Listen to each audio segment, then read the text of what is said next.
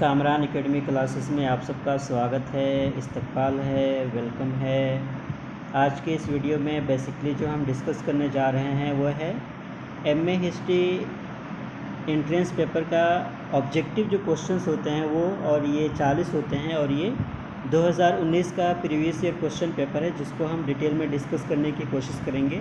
और ये 2019 का जो हिस्ट्री का एंट्रेंस पेपर का है जामिया का, उसका ये सेट बी है। सबसे पहला जो क्वेश्चन है वो ये है, the Vinaya Pitaka is associated with, तो इसका जो करेक्ट आंसर है वह है बुद्धिज़्म।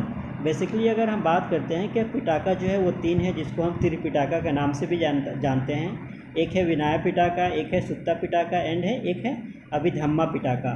तो इन तीनों को मिला के हम त्रिपिटाका के नाम से जानते हैं और ये जो है बौद्ध धर्म से रिलेटेड है। Question number 2, the term punch mark is used for, तो इसका जो करेक्ट आंसर है वह है ऑप्शन बी, कॉइन्स के लिए, सिक्कों के लिए पंच मार्क का हम यूज़ करते हैं।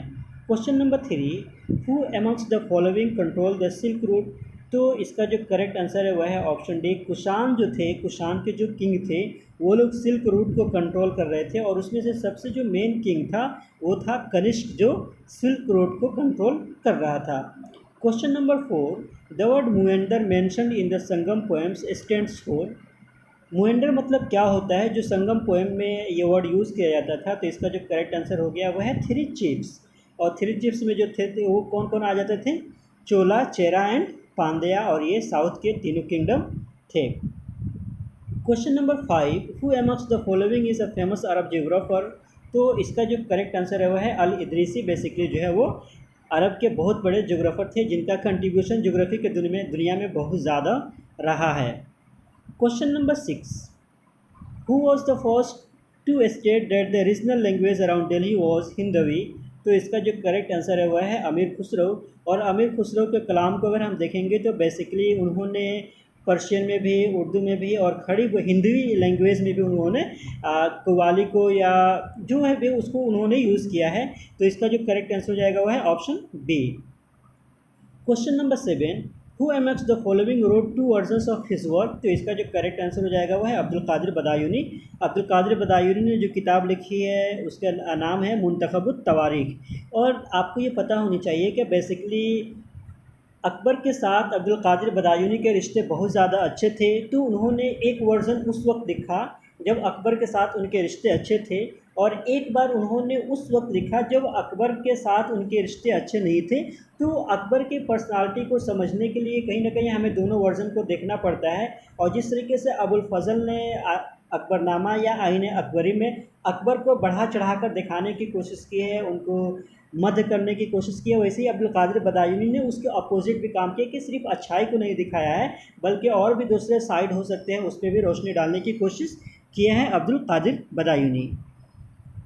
Question number 8, the Hiranyagarbha rituals was performed by, तो इसका जो करेक्ट आंसर हो जाएगा वह है दांती दुर्गा। बेसिकली जो है ये हिरानिया गर्भा रिचुअल को परफॉर्म करते थे, और इसी के साथ साथ दांती दुर्गा का जो एसोसिएशन था वो राष्ट्रकूटा डायनेस्टी के साथ था। और उसी के साथ साथ और अगर हम बात करते हैं कि किंग पुलाकेसिन जो थे ये चालुक्य डायनेस्टी के थे, उन्होंने हिरानिया गर्भा रिचुअल्स को परफॉर्म किया था।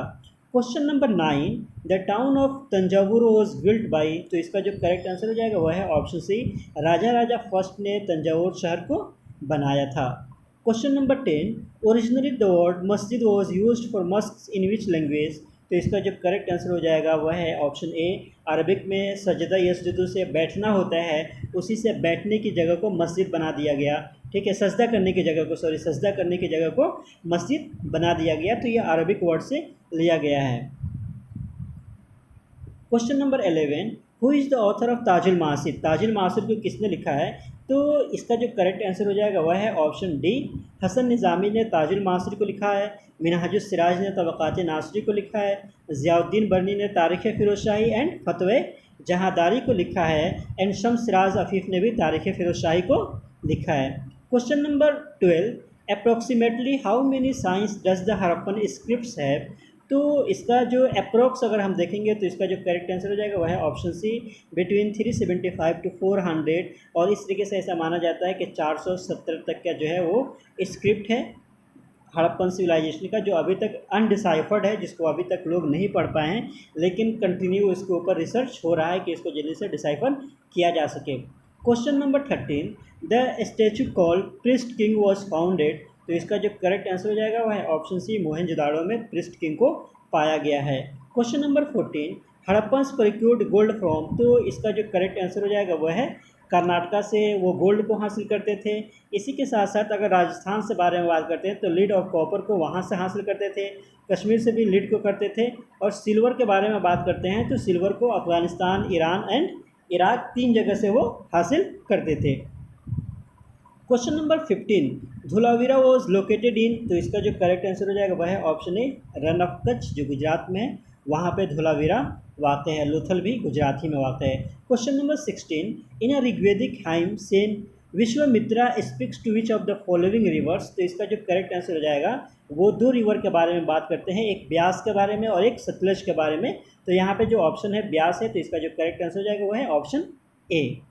Question number 17, whom do the Aryas of the Vedas present as their opponents। तो इसका जो करेक्ट आंसर हो जाएगा वह है ऑप्शन ए, दस्युस, या उनको दासास के नाम से भी जाना जाता था। जो रिचुअल परफॉर्मेंस वगैरह, सेक्रीफाइस वगैरह को परफॉर्म नहीं करते थे, उनको वो लोग अपना कट्टर मानते थे, उनको अपना ओपोनेंट समझते थे और उनको दस्युस या दासास के नाम से जाना जाता था। Question number 18, Atranjikhera is located in present day. तो इसका जो करेक्ट आंसर हो जाएगा वह है ऑप्शन डी, उत्तर प्रदेश में। और उत्तर प्रदेश का जो डिस्ट्रिक्ट है एटा, वहाँ पे अतरंजीखेड़ा वाक़ है। Question number 19, Gautam Buddha passed away at. तो इसका जो करेक्ट आंसर हो जाएगा वह है ऑप्शन डी, कुशीनगर में वो इंतकाल कर जाते हैं। Question number 20, who amongst the following is suppose to be 24 Tirthankara. तो इसका जो करेक्ट आंसर हो जाएगा वह है वर्धमान महावीर। फाउंडर जो थे, फर्स्ट जो थे वो ऋषभ देवा थे, और अरिस्थेमी जो थे वो 23rd नंबर पे थे। Question number 21, 14 July 1789 is associated with. तो इसका जो करेक्ट आंसर है वह है ऑप्शन सी, फ्रेंच रिवॉल्यूशन के साथ इस डेट का एसोसिएशन है। और इसी दिन जो है कहीं ना कहीं अगर हम देखेंगे तो बस्टाइल वॉल का गिर जाता है, और उसी दिन को हिंदुस्तान में, फ्रांस में आज भी नेशनल डे के तौर पर सेलिब्रेट किया जाता है। Question number 22, who wrote the spirit of the laws. तो इसका जो करेक्ट आंसर है वह है मोंटेस्क्यू। मोंटेस्क्यू ने बेसिकली अगर हम बात करते हैं तो स्पिरिट ऑफ लॉज को लिखा है, और ये फ्रेंच स्कॉलर थे, फ्रेंच फिलोसफर थे। और इनका फ्रेंच रिवॉल्यूशन में खासतौर से इंटेलेक्चुअल जो रीज़न था फ्रांस का में रिवॉल्यूशन आने का, उसमें मोंटेस्क्यू का भी रोल बहुत ज़्यादा है, जॉन लॉक का भी है, उसके बाद से रूसो का भी है। रूसो ने भी एक फेमस किताब लिखी थी जिसको हम सोशल कॉन्ट्रैक्ट के नाम से जानते हैं। Question number 23, Rasputin was the supposed adviser of. तो इसका जो करेक्ट आंसर हो जाएगा वह है ज़ार निकोलस फर्स्ट के वो एडवाइज़र थे। Question number 24, the first world war was fought in the years. तो इसका जो करेक्ट आंसर हो जाएगा वह है ऑप्शन बी, 1914 से लेकर 1918 तक। Question number 25, the people's car Volkswagen was first produce in. तो इसका जो करेक्ट आंसर हो जाएगा जर्मनी में। बेसिकली जब हिटलर इक़्तिदार पर काबिज हो जाता है तो कहीं ना कहीं इकोनॉमी को बूस्ट करने की तरफ उनका ध्यान बहुत ज़्यादा जाता है, और उसी का एक पहलू ये था कि वहाँ पे पहली मरतबा उन्हीं के रीज़न में जो वॉल्क्सवैगन कार को इंट्रोड्यूस किया जाता है दुनिया के सामने। Question number 26, Tom Brown's school days was written by. तो इसका जो करेक्ट आंसर हो जाएगा वह है ऑप्शन ए, थॉमस ह्यूग्स ने बेसिकली अगर हम बात करते हैं कि टॉम ब्राउन्स स्कूल डेज को लिखा है। Question number 27, Ho Chi Minh is associated with the struggle for autonomy in. तो इसका जो करेक्ट आंसर हो जाएगा वह है ऑप्शन डी, वियतनाम के ऑटोनॉमी के लिए वो बहुत ही प्रयास किए, बहुत ज़्यादा स्ट्रगल किए। उनको अंकल हो के नाम से भी जाना जाता है, और 1890 में वो पैदा हुए थे। अगस्त रिवॉल्यूशन 1945 के साथ उनका एसोसिएशन माना जाता है। Question number 28, in which year was the Gandhi Irwin pact sign. तो इसका जो करेक्ट आंसर हो जाएगा वह है ऑप्शन बी, और डेट भी याद रखिएगा, कभी कभी डेट भी पूछ देता है। 5 मार्च 1931 को बेसिकली गांधी इरविन पैक्ट होता है। Question number 29, who had devised the spinning jenny.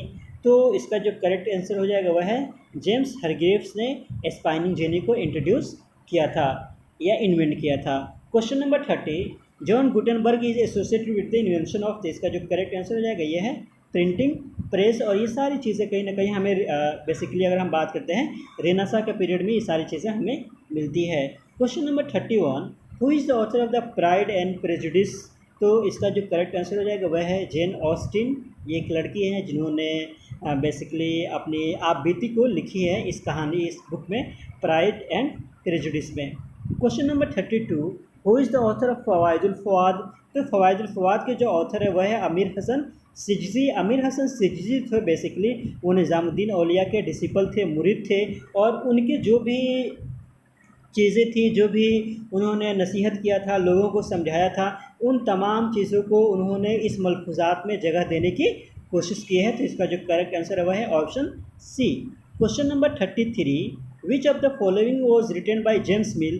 तो इसका जो करेक्ट आंसर हो जाएगा वह है हिस्ट्री ऑफ ब्रिटिश इंडिया, जिसको उन्होंने 3 वॉल्यूम को लिखा। और उसी के बाद से बेसिकली अगर हम बात करते हैं तो हिंदुस्तान की जो हिस्ट्री को है 3 पीरियड में डिवाइड कर दिया गया, जिसमें से एक को हम बात करते हैं कि हिंदू पीरियड, एक को हम मुस्लिम पीरियड और एक को हम ब्रिटिश पीरियड के नाम से जाना जाने लगा। Question number 34, the first English factory was set up on the bank of Hooghly in? तो इसका जो करेक्ट आंसर हो जाएगा 1651 में पहली मरतबा जो है ईस्ट इंडिया कंपनी जो है हुगली रिवर के किनारे जो अपनी फैक्ट्री को सेटअप करती है। और सबसे पहले की अगर हम बात करते हैं तो वो 1608 में कहाँ पे? सूरत में करती है। Question number 35, the battle of Plassey was fought between? तो इसका जो करेक्ट आंसर हो जाएगा वो है Robert Clive and Sirajuddaulah. Sirajuddaulah जो थे वो लास्ट नवाब रह गए थे बंगाल के। और इसी के साथ साथ और अगर हम बात करते हैं बेसिकली कि ये 1757 में ये लड़ाई लड़ी जाती है। Question number 36, the Mughal emperor had appointed the East India Company as the diwan of Bengal in? तो इसका जो करेक्ट आंसर हो जाएगा वह है ऑप्शन बी। 1765 में दीवानी राइट्स जो है ईस्ट इंडिया कंपनी को दे दिया जाता है। और वो जो पीरियड होता है उस वक्त शाह आलम जो होते हैं लेटर मुगल में रूलर होते हैं, और उनके बाद से कहीं ना कहीं इकोनॉमिकल कंडीशन हिंदुस्तान की बहुत ज़्यादा ख़राब होने लगती है। Question number 37, the battle of Srirangapatnam was fought in? तो इसका जो करेक्ट आंसर हो जाएगा वह है ऑप्शन डी 1799, और ये 4th एंग्लो मैसूरू वॉर है। और इसी में बेसिकली अगर हम बात करते हैं कि सुल्तान टीपू शहीद को कत्ल कर दिया जाता है, और ब्रिटिश की तरफ से जो मेन जनरल थे वो थे डेविड पियर्ड। Question number 38, who was the first Indian to be the governor general of India? तो इसका जो करेक्ट आंसर हो जाएगा वह है option D C Raja Gopalachari. Question number 39, who wrote economy of permanence? तो इसका जो करेक्ट आंसर हो जाएगा ए जेसी कुमारप्पा जो थे बेसिकली वो उन्होंने इकोनॉमी ऑफ परमानेंस को लिखा है। Question number 40, who has author the novel रंगभूमि? रंगभूमि को किसने लिखा है? तो इसका जो करेक्ट आंसर हो जाएगा वह है प्रेमचंद ने इसको लिखा है। बेसिकली रंगभूमि में जो वो बात करते हैं कि हिंदुस्तान में जो कास्ट सिस्टम है और इसी के साथ साथ जो वोमेन का स्टेटस है सोसाइटी में, इन तमाम चीज़ों को उन्होंने इस किताब में दर्शाने की कोशिश की है।